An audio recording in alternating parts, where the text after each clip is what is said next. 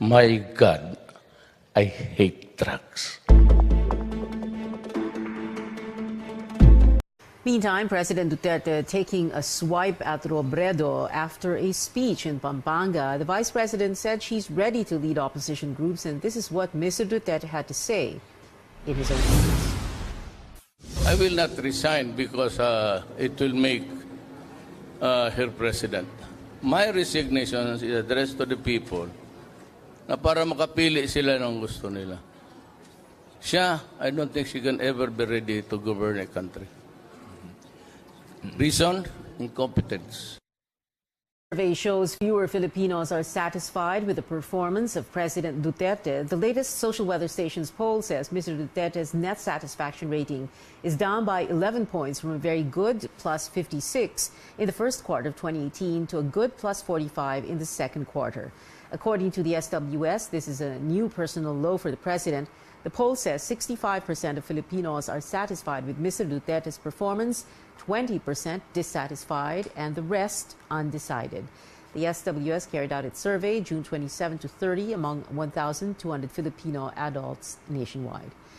A quick check first on the weather. Pag-asa says Typhoon Gardo slightly gained strength, moving away from the country. Gardo was last spotted more than 550 kilometers northeast of Basco, Batanes. Forecasters say the typhoon is moving west-northwest at 30 kilometers per hour, heading toward the northern Taiwan area. Aside from a low-pressure area hovering over the West Philippine Sea, Gardo also continues to pull up the southwest monsoon. Now, this brings enhanced monsoon rains in the provinces of Bataan, Zambales, Palawan, and Mindoro. Metro Manila, the Calabar Zone, the Bicol region, Western Visayas, the rest of Central Luzon, as well as Marinduque and Romblon should also expect occasional rains. These downpours could trigger flash floods and landslides. The rest of the country will have localized thunderstorms. Now, with Garda speeding up, Pag-asa sees the typhoon exiting the country tonight, but forecasters also keeping an eye on a newly formed low-pressure area east of the country. Pag-asa expects up to 4 cyclones entering the country this month. Entertainment news now. Ellen Adarna's lawyer confirms the actress gave birth last month. Rebo Sagisag said Ellen successfully delivered her child on June 27th.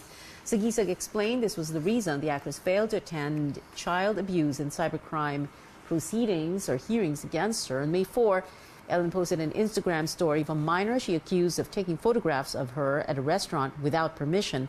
The minor's mother filed charges against the actress since she would not issue a public apology. Ellen's pregnancy supposedly with actor John Lloyd Cruz's child has long been a hot topic on social media. Neither of the two, however, have personally confirmed the news. Just last week, John Lloyd tagged as fake news a report saying Ellen's child has been baptized. Exciting news from the Marvel Cinematic Universe. A superheroine will soon hit the big screen as Captain Marvel wraps up filming. CNN's David Daniel has that and more in the Hollywood Minute. Dahil siya'y pagod na. He said he was very tired, he is old, and siguro itong electing a transition leader would enable a younger leader to take over. He said it kasi with conviction that's why ako medyo nalungkot ako. No? The president made the announcement at the beginning of Monday's cabinet meeting. Speaking to his secretaries, most of whom his trusted friends, he said he has no plans of heading the transition government that will kickstart the shift toward federalism. The transition government would be set up once the new constitution is ratified, something which the president sees happening as soon as 2019. So if it does happen, President Duterte and his men may only have a year or so left in Malacanang. Well, medyo na-shock siguro yung gabinete kasi parang this is the first time na nagsalita talagang presidente na ayaw na niya beyond 2019. No? So ako mismo nalungkot ako dahil parang definite statement na yon na magbibigay na siya sa isang mas batang leader. So, if the Constitution is ratified, that's it for all of us in the cabinet. President Duterte's remarks may have surprised many, but it's actually not the first time he said it. He said something similar just last week. Kay Puno ngayon, committee, to make the final changes. Make me president only next year. 2019, and I will accept it. Last February, his words were clearer. He wants to get out soon. I am also in a hurry to go down. If there can be a working federal setup by the year 2020, I am going to step down. I do not want any transition position. But no matter how many times he says it, it's easier said than done. There are questions on the constitutionality of what he wants to happen. Cut his term short, then have someone else take over and practically finish off the rest of his term. It will be constitutional because it will be pursuant to the transitory provisions of the Constitution which the people may ratify.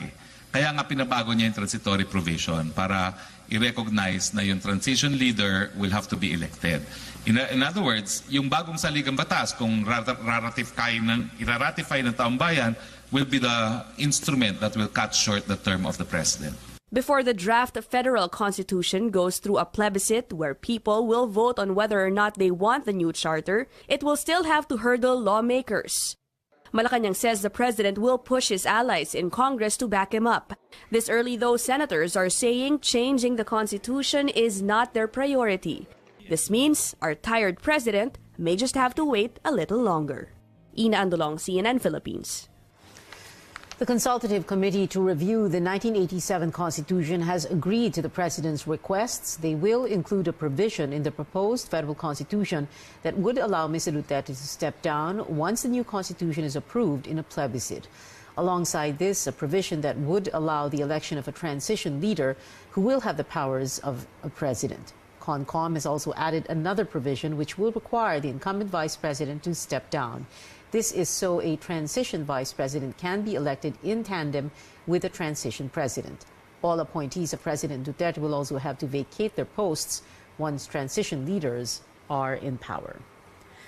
The bicameral conference committee is almost complete in its deliberations on the contentious provisions of a proposed Bangsamoro Basic Law, but heated discussions among members of a subcommittee defining the Bangsamoro government's territory has resulted in a deadlock. Our senior correspondent, David Santos, joins us from Ortigas for the latest. David, what happens now? How will this deliberation move forward? Well, Pia, definitely they will need to break this stalemate. So instead tonight, the joint House and Senate committee is eyeing a final report tomorrow, Wednesday. Senate Majority Leader Miguel Zubiri says today's debate at one sub-level committee was so intense, they decided to, quote, give it one more night to sleep on. The bone of contention, whether to include the 6 municipalities in Lanao del Norte and the 39 barangays in North Cotabato to become part of the Bangsamoro government's core territory. Yeah, dyan medyo madugo. And I understand the positions of the district congressmen because it is a loss of territory for them and medyo mabigat yan at malalim. Despite some members like Zubiri who support the BBL, the committee will have to make the tough choice. They are extending this deliberation for another day just to resolve this particular issue. Now, otherwise, all other contentious issues, Zubiri assures, have been or will be resolved before this day ends. And just like Monday, they could again go on with their discussions until late this evening. Now, these completed provisions are: 1, the powers of the Bangsamoro government; 2, its taxes and fiscal autonomy; 3, creation of a regional police force as part of its public order; 4, its own justice system, including Sharia law; and 5, its set up under a parliamentary system. So after tomorrow's deliberation, which Zubiri says represents only about less than 10% of the proposed law, they are likely to come up with a final consolidated version of the BBL. Pia? David, one of the contentious provisions in the Senate version, whether to allow the Bangsamoro government to purchase firearms or spend in defense equipment. How is this resolved? Well, the Senate got its wish, denying the Bangsamoro government the authority to spend on weapons and military equipment. Apparently, Senator Zubiri says some of those present during the deliberations of this particular provision were offended by the Senate's move. In fact, Zubiri said senators had to apologize while insisting on their argument. Now here's Senator Zubiri's explanation. What if it's a different leadership? What if 30 years down the line, when we are already old and gray, there's a new brand of leadership that goes into the Bangsamoro and they're radicalized and they want to try to secede or want to try to do some foolishness, and they buy firearms tanks, airplanes with these funds. This law will not allow it. This provision will not allow that. Now, as a compromise, the Senate has agreed to grant the Bangsamoro government its own taxing powers. It will also get automatic appropriation of its annual budget and will no longer be required to submit papers or documents as the Senate version had earlier insisted. Pia. David, how important is this for the MILF? The More Islamic Liberation Front. This could signal the end of their decades-long struggle.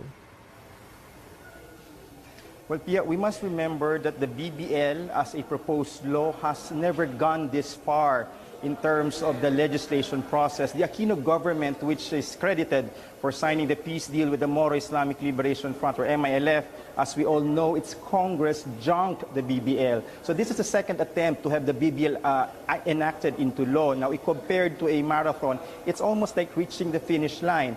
And that is attributed largely to President Duterte, who has publicly expressed support for the BBL, acknowledging historical injustices against the Moros and the need to correct it. Now, earlier, I spoke to Gadzali Jaafar. He is the chairman of the body that crafted the second version of the BBL. At the same time, he is also the MILF's vice chair for political affairs. He tells me how significant this latest development is for their rebel group.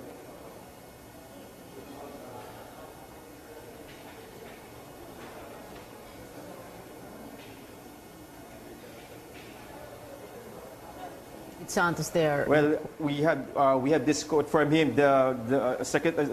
Jaafar was supposed to say that the Moros have been fighting for nearly 5 decades and for almost 50 years. They're now finally seeing a realization of this dream. Now, whatever the outcome of the final bicameral committee report will be, Jaafar says, they will leave it up to the Bangsamoro people to decide whether to accept it or not. That will be done through a referendum, Pia. David Santos there reporting. Vice President Leni Robredo praises President Duterte's move to agree to a moratorium on statements against the church. The President made the decision during a meeting with Catholic Bishops' Conference of the Philippines President Romulo Valles on Monday.